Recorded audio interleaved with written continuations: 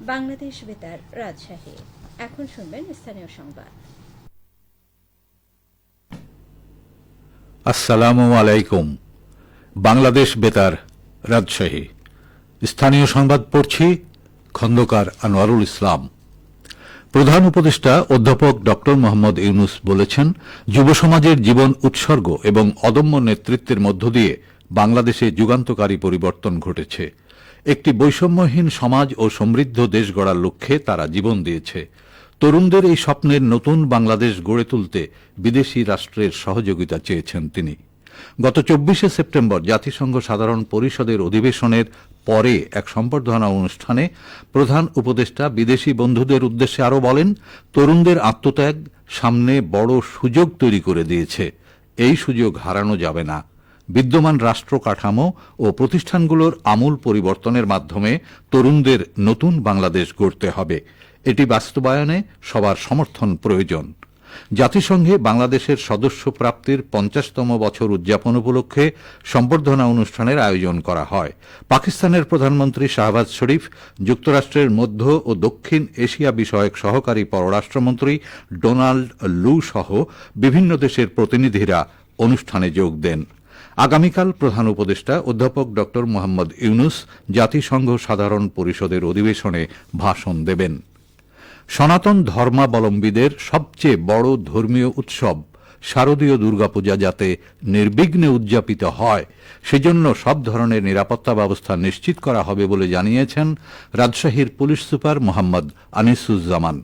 গতকাল police super কার্যালয়ের সভাকক্ষে পূজা উদযাপন কমিটির নেতৃবৃন্দের সাথে এক মতবিনিময় সভায় তিনি একথা জানান।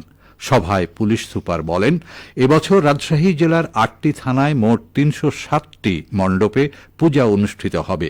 আগামী 9 অক্টোবর হতে 13 অক্টোবর পর্যন্ত শারদীয় দুর্গাপূজা উদযাপিত হবে। শারদীয় দুর্গাপূজা সুষ্ঠু, সুন্দর ও উৎসবমুখর করতে নিরাপত্তা ও আইন শৃঙ্খলা নিয়ন্ত্রণ সহ সার্বিক বিষয়ে রাজশাহী জেলা পুলিশ সর্বোচ্চ প্রস্তুতি গ্রহণ করেছে। পূজা মণ্ডপে সর্বোচ্চ নিরাপত্তার লক্ষ্যে রাজশাহী পুলিশ নিরলসভাবে কাজ করছে।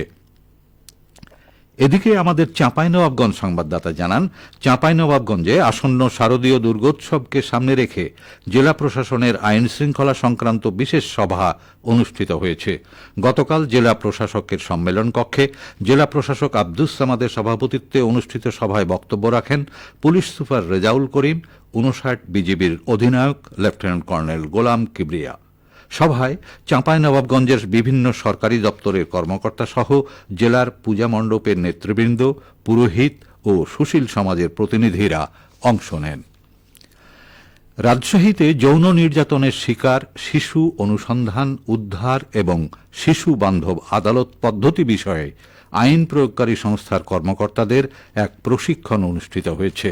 গতকাল স্থানীয় একটি বেসরকারি সংস্থার হলরুমে প্রশিক্ষণে আরএমপির 12টি থানার নারী ও শিশু বিষয়ক হেল্প ডেস্কে কর্মরত অফিসার সহ 25 জন পুলিশ কর্মকর্তা অংশ নেন।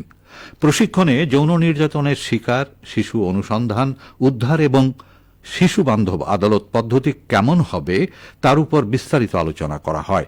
প্রশিক্ষণ প্রদান করেন অতিরিক্ত chief judicial magistrate Mohammad Saiful Islam এবং রাজশাহী মেট্রোপলিটন পুলিশের অতিরিক্ত উপপুলিশ কমিশনার সাবিনা ইয়াসমিন। বগুড়া জেলায় বৈষম্য বিরোধী ছাত্র জনতার আন্দোলনে আহত ও অসুস্থদের এককালীন চিকিৎসা সহায়তার চেক প্রদান করা হয়েছে। গতকাল জেলা প্রশাসকের সভাকক্ষে আয়োজিত এক অনুষ্ঠানে এসব সহায়তার চেক বিতরণ করা হয়। বগুড়ার জেলা প্রশাসক হোসনা আফরোজা এসব সহায়তার চেক বিতরণ করেন।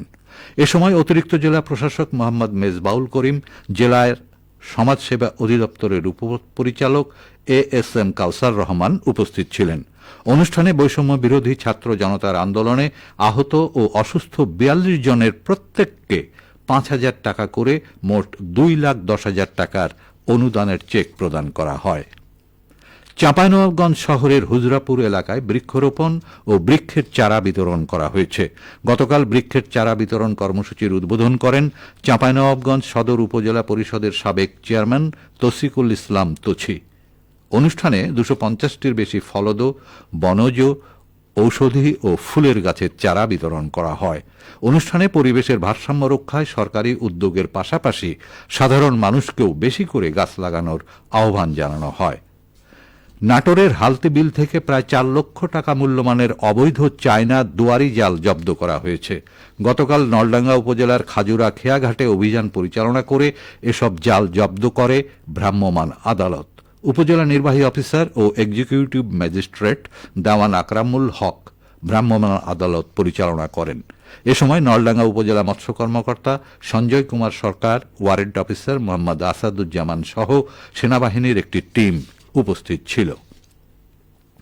সবশেষে আবহাওয়া। আজ দুপুর 12টায় রাজশাহীতে তাপমাত্রা ছিল 29 ডিগ্রি সেলসিয়াস। এ সময়ে বাতাসে আপেক্ষিক আর্দ্রতার পরিমাণ 89%। রাজশাহী ও পার্শ্ববর্তী এলাকায় আজ সূর্যাস্ত সন্ধে 5:57। গত 24 ঘণ্টায় রাজশাহীতে 100.6 মিলিমিটার বৃষ্টিপাত রেকর্ড করা হয়েছে। সংবাদ শেষ হল। আমাদের পরবর্তী সংবাদ দুপুর 2টা 5 মিনিটে।